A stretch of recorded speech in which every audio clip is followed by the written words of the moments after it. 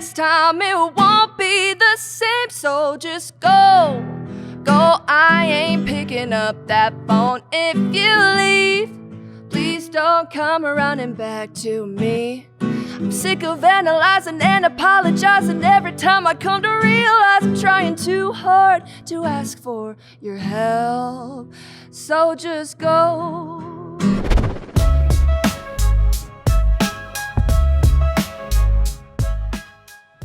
Welcome back to another edition of Airdrie Inside. I am your host, Chris Glass. I am here with Eden Taylor. Eden, welcome to the show. Hello. Thank you for having me. So, Eden, you're one of the up-and-coming singers and performers that we have here in Airdrie. Yep. I'm super proud of that. Yep. Now, from what I read, this started when you were 13 at Sorzo's on an open mic night. Yes, it did. So let's walk back to that day. How did that go? So I've always been a girl that loves listening to my dad's radio or whatever my dad has going in the car. So my dad was looking on the jam scene and was like, we got to go to Airdrie. It's an all ages open mic and it's literally across the street from our house. We got to go. So he dragged my keyboard out there and I was pretty much like the only underage kid there and just gave it a go ever since then. So has Airdrie always been home? Airdrie, for the most part, has always been home. I moved here when I was about 4 years old, and went to school here. Went to elementary, middle school, high school. Did a lot of my learning and foundations here. Yeah, excellent. Yeah.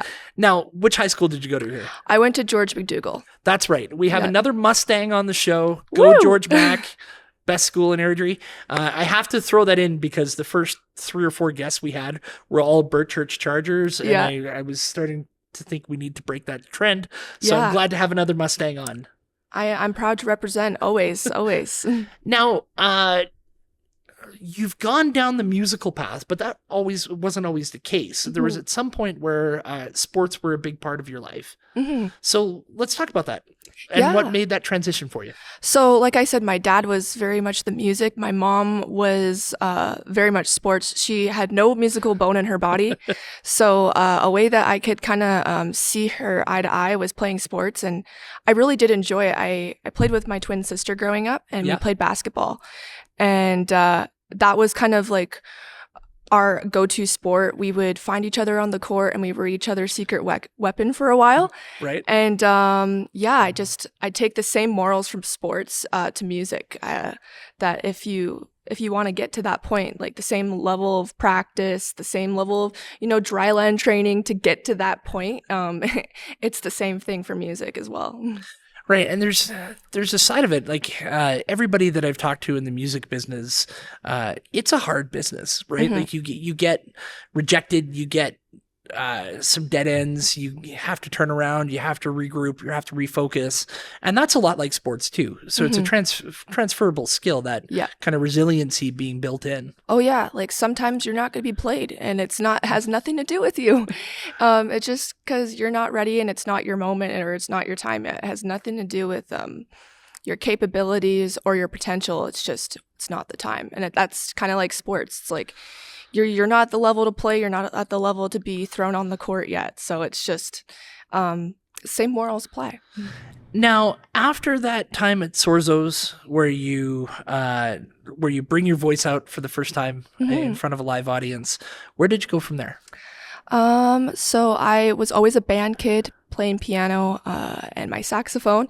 Speaking of George Mac, I take a lot of pride from my band teacher, Jordan Harris. Yeah, Jordan's great. He's amazing. I always give a lot of credit to him. And I sang a lot, and I joined after basketball.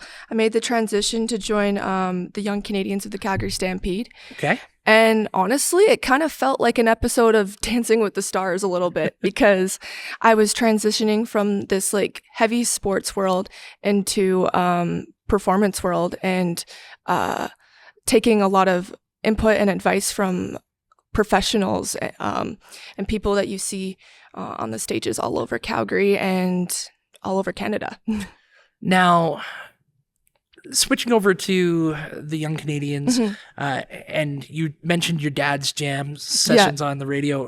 Who are your musical influences? Who do you look up to?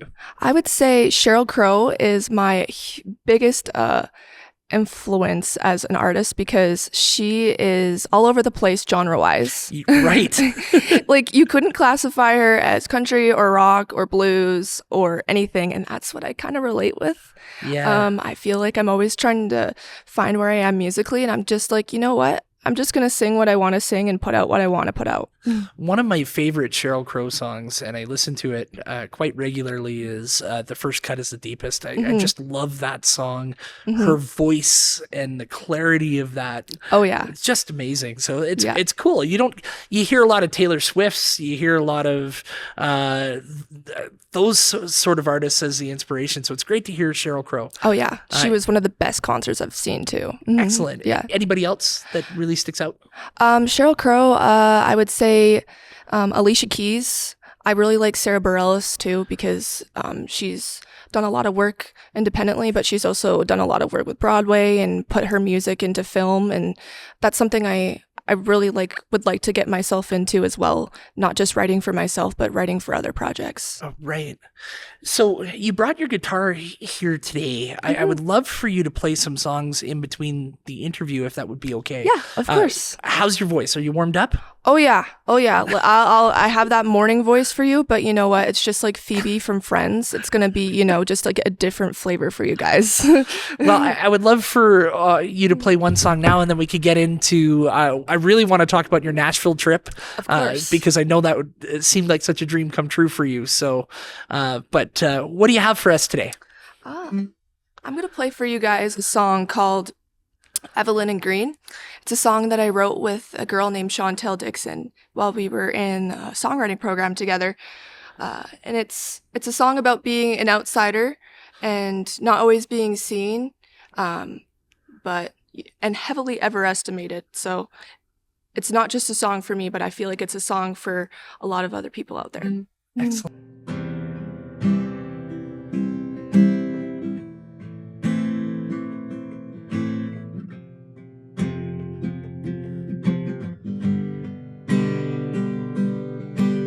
Mama never told her not to worry, no.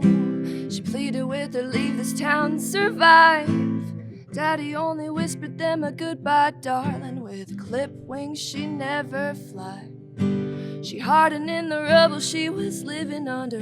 Callous hearts make for brilliant minds. No one said she'd ever make it, no one cared for her dreams, but they never seen Evelyn and Green.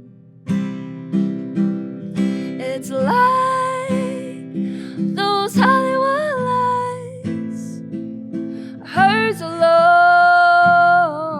made of emerald stones. They bow, just breathing our own air. If you don't know, where have you been? 'Cause you never seen Evelyn and Green. You never seen Evelyn and Green. You never seen Evelyn and Green. You never seen Evelyn and Green. Her color fades from every step she takes. She never gives up. She's waiting for the sun to come up. She treats every day and puts up a fight, even though the shadows from her past have dimmed her light. But let me tell you something, you never seen Evelyn and Green. It's like those Hollywood lights, hers alone, made of emerald stones. They bow just to breathe in our own air. If you don't know, where have you been? 'Cause you never seen Evelyn and Green. You never seen Evelyn and Green. You never seen Evelyn and Green. You never seen Evelyn and Green. It's like those Hollywood lights, of emerald stones. They bow just to breathe in our own air. If you don't know, where have you been? 'Cause you never seen Evelyn in green. Wow. What a way to start off the morning. That was fantastic. Thank you very much. Thank So you. is Evelyn Green available on Spotify? It is actually in the process of recording right now. Okay, because I absolutely can't wait to hear that song Yeah. again. That was Yeah. fantastic. Of course. Thank you so much. I could see Britton, our producer back here. Yeah. Oh. Like the first couple of notes were very clean. Where do you find your inspiration for your lyrics? I love, this is going to sound funny to a lot of viewers, but Chad Kroeger from Nickelback. Okay. He just goes for it in a way where it's just like, sometimes it's word vomit, but he finds a way to get the music and the lyricism to kind of just like blend together. Right. And for a while, I was struggling so hard with lyrics, and Yeah. I'm more of a music first, lyrics second type of person, but I learned that like music makes you feel and words like make you think. So if you want to, be a songwriter and be a singer, you got to make people feel some way, Yeah. Yeah. So I'm gonna pick at that for a second. Yeah. So you say you're music first, lyrics second. Yeah.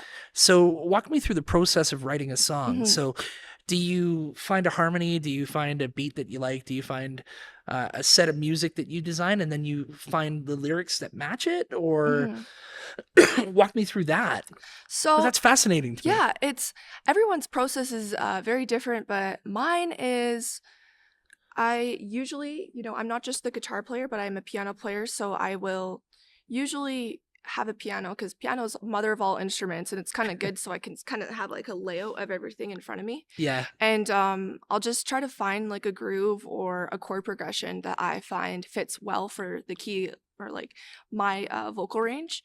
And I'll just try to go with what I'm feeling that day. And I'll try to put words second or collaborate with another person to see, like, what do you think about this? Like, what can you add to? Because I really feed off of other people. And I think that's also a skill that writers also need to realize as well, is that writing with other people and giving your abilities to other people is not so scary. It's actually kind of awesome what you can bring together to the table as well. Right. Wow. Just the ability to Oh, sure. write a song and write music like that and put it together just fascinates me. You said that you are a piano player as well. One of my favorite artists is Billy Joel, and Yes. I saw him in concert. I had third row a couple of years ago when he was in Toronto. Yep. And he's playing in front of 20,000 people, 25,000 people. And the song was Highland Falls. I don't know if you know the song, but at the very end of the song, he seemed to get lost. Yeah. And like he was alone Yeah. in front of all of these people. Yeah. And to feel that energy of a guy that big in that environment just being lost in the piano and lost in the music was just a beautiful moment. Oh, yeah. So do you get lost when you're playing, or what are you like on stage? Oh, yeah. I found as a musician and a performer, I've played on a variety of different stages, and there's a level to that as well. You're either playing on a stage, you're playing in a mini cafe, or you're playing in a bar with, guys that want to hear Led Zeppelin or they want to hear Wagon Wheel. And I feel like you kind of, like, as for me, like, I've always just been trying to adapt to every stage right now that I play on. Right. But in the past, like, when it has become like a job, I've lost myself in the music in a different way, and I kind of had to give myself a little reminder of why I'm doing it, and to no matter what, like when you're playing in a cafe or when you're playing at your school band recital, that like I love what Lady Gaga says, to treat every stage like it's a stadium. That's amazing. Yeah. That's really good advice. Yeah. So speaking of venues, you had the ability to go to Nashville and play in what I think is one of the meccas of music. I am a huge country music fan, and the fact that you could walk around Nashville and walk into any bar and have the future of music playing, and even some of the past too, just hanging out and going from there. What's it like? That must be, first of all, intimidating and amazing, all wrapped into one. Yeah, it was such an overwhelming experience in all the best way possible. I got to put myself in a competition with 5 other Canadian Albertan artists. Okay. Another Airdrie life musician, Haley Isabel, was in the competition. I heard Haley at Airdrie Fest last year. Yes. Amazing voice. She was amazing. I used to actually teach her for a couple of years, so it was kind of cool to be performance buddies in the competition, which was kind of cool. So we all got to go that experience together, and we were all just in a van driving around. It was kind of like we were experiencing what musicians get to go on, and we got to experience Broadway. We got to go all over the place, and then we went 4 hours on our bus together to Pigeon Forge, where the competition was taking place, and we all took home some hardware. That's which fantastic. was amazing. We all took away it's crazy where we were all just going there, just taking in the experience of just being grateful to go to Nashville. We all weren't expecting to have another duffel bag of hazardous trophies in our bag coming home. And which trophy did you walk away with? I walked away with Best Female Entertainer and Best Female Vocalist, and then Best co-write with my buddy KJ Miller. Okay. We released our song, may I add, before we went to Nashville, 4 hours before our flight to Nashville. So it was already getting accolades when we went to Nashville, which is amazing. And then my buddy KJ, we figured we're in Nashville, we're getting this extra stage time, we might as well enter ourselves as a duo as well. And then we took home Best Duo of the Year as well, when we're not even a practicing You're not duo. even a practicing duo. Yeah. What did you sing? Was it an original song, or was this? Oh, wow. Okay. So we wrote a song together, and it's doing really well right now. And it's my debut to country music as well.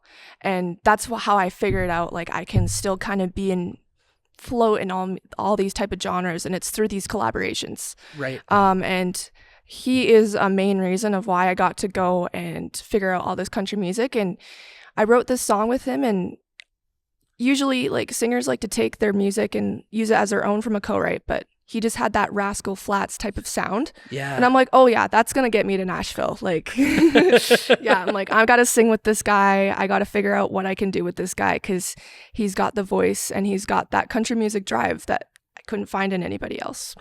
Now, when you were in Nashville, did you take in any of the local scene as well? And who did you see while you were down there? Anybody that stuck out?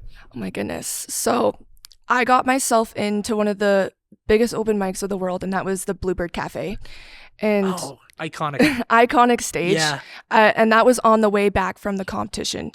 And as any musician knows, or any musician that's trying to go to Nashville and has that in our music itinerary, the Bluebird Cafe is a very hard stage to get on. And you don't get there based off of a connection that you have or someone getting you on that stage. It's literally a first come, first serve open mic online that tells you that you're in or you're not.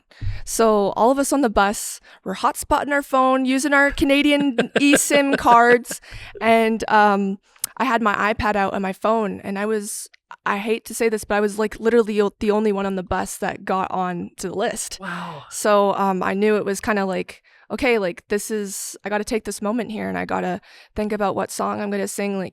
This is a big stage. This is not only the stage that people sing on. This is the same stage that Taylor Swift got discovered. Yeah. Garth Brooks has played on, Bonnie Raitt, and it was great. So when I got there, I saw that it was literally right beside a laundromat, and I'm like, wow, the biggest stage in the world is literally in the middle of nowhere by a laundromat. Who would have thought?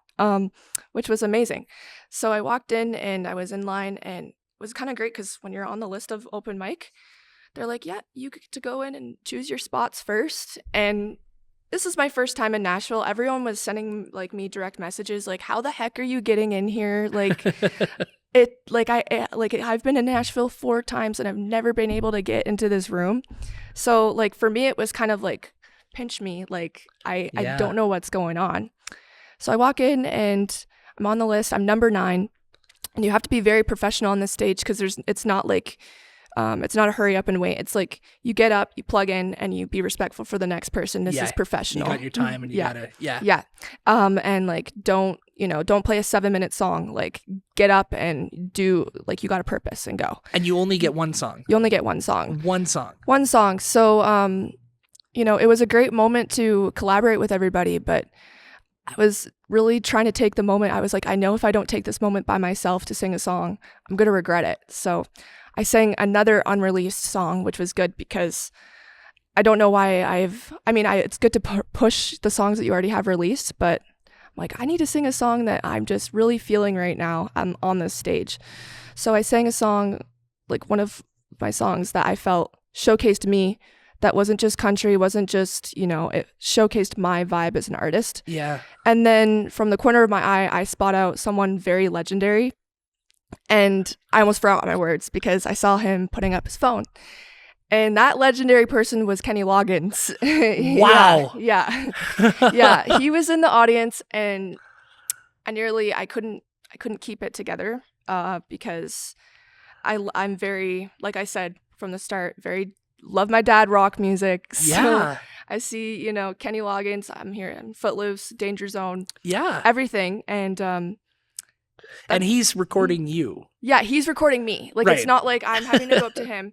And it's a very quiet venue. So I'm just thinking to myself, like, I need to go up and like introduce myself after.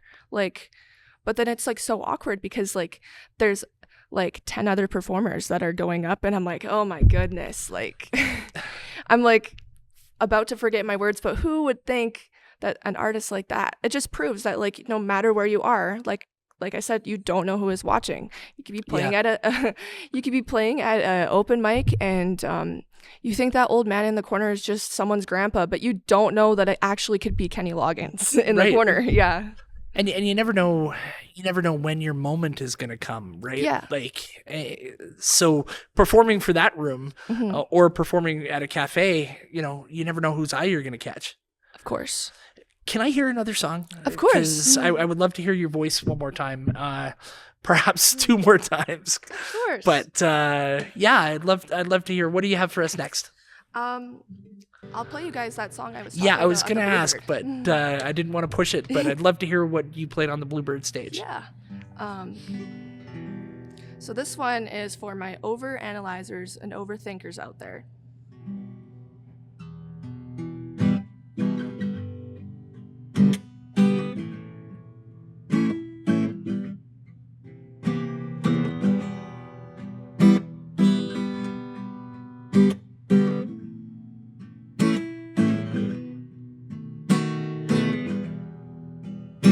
I always thought you were gonna be the one, until it seemed it was just all for fun. You could barely say the truth, 'cause you knew I was falling for you. You lit the match and you sparked my heart. Now all that's left is in the dark. Who knew this flame was all a game? Next time it won't be the same, so just go. I ain't picking up that phone if you leave.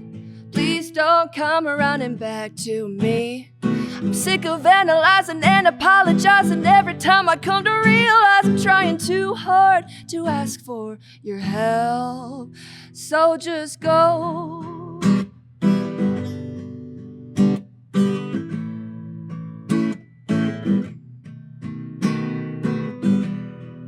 I was so scared of your rejection, 'cause I grew so high of your attention. You wouldn't give me a direction. Had me playing this same old chord progression. I used to be in every photo frame. Now I'm a ghost left saying your name. You cut me out, you really blurred the lines. You had me wasting my time, so just go. I ain't picking up that phone if you leave. Please don't come running back to me. I'm sick of analyzing and apologizing every time I come to realize I'm trying too hard to ask for your help. So just go, just go, just go, just go. Oh, oh, oh, just go. Wow. You can really hear the blues influence in your music. It's fantastic. Thank you. Thank you. Is that about somebody? I don't want you to say anybody on camera, but like I always envision a song like that to be about one singular person. Oh, yeah. And I definitely want the audience members to, you know, if they are ever thinking of that song or when the production comes together, Yeah. I really want it to be that song that people just have, where it's either about a relationship or it's about a boss, a really crappy boss that you just can't stand, or just anything. It could just, I just find that I was applying it to so many different people in my life at that time. And yeah, I think just like what Taylor Swift says, like, it could be anybody's story. Right, Yeah. but there's a specificity to that song. Oh yeah. Oh yeah. It's got a little spiciness for sure. That's fantastic. That was beautiful, and I could see why it would go so well on the big stage there. Yeah. I think my idea for a television show that I think would be watched by everybody who's a music lover, half an hour show where you take 3 songs and you go for the backstory on how it got written, and you tell those stories. Like, wouldn't you love to find out who Prince wrote Nothing Compares to You about? Like, who that person was? Who that person was, what was going on at the time, what was his state of life, because I think that we see all the glitz and glamour about all these musicians, and we don't realize that they were literally just on the subway writing that song at the time. In a moment in time. Yeah. Wow. I'd love to hear one more if you've got one more. I could actually listen to 10 more, but I think I forgot my capo in the front of that bag. As you know, as for the people who are not musical, a capo changes the key of your song. Okay. So it just helps. So I released a song just over a month ago with my friend KJ Miller, and he was the guy that I was telling you all earlier who has that really authentic country sound. And he's from Nova Scotia, from a small town, and I'm from Airdrie, which is a small town that's just going to eventually evolve into Calgary at this point. But we came together and we only had 24 hours to write a song. And I was like, let's write about, having big dreams from, being from a small town. And, where do you want to go? And he's like, I really want to go to Nashville. And I'm like, I really want to go to New York. And a year later, we've both been to both of those places after writing that song. So fantastic. It's just, now I think about where I was when I wrote the song about wanting to be there. And now it's like a year later, I've been to both of those places.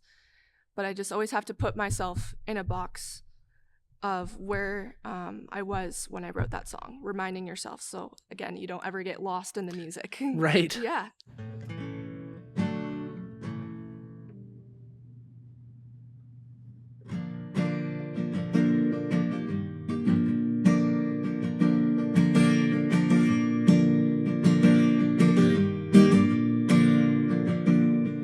She always said that she was leaving, always reaching for the stars.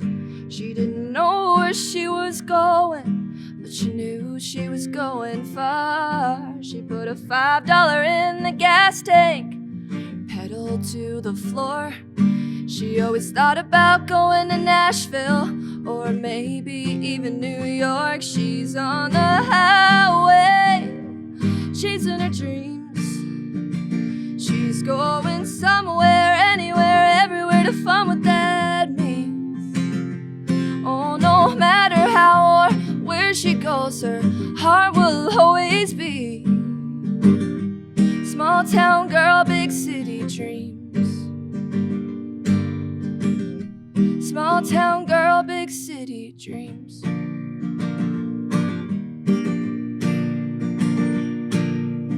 Oh, it's getting real now. Life keeps getting in the way.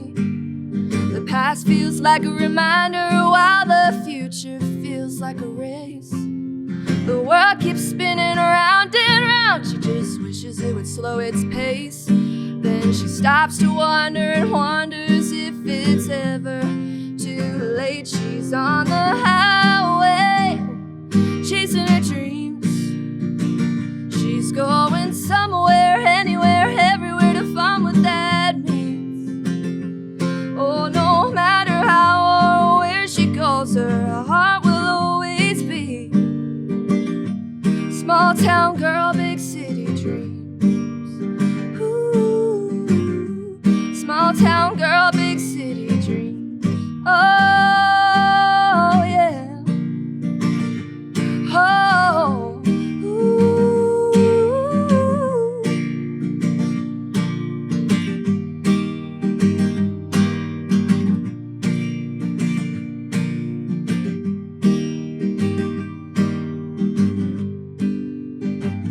She's on the highway, chasing her dreams. She's going somewhere, anywhere, everywhere to find what that means. She's on the highway, chasing her dreams. She's going somewhere, anywhere, everywhere to find what that means. Oh, no matter how or where she goes, her heart will always be.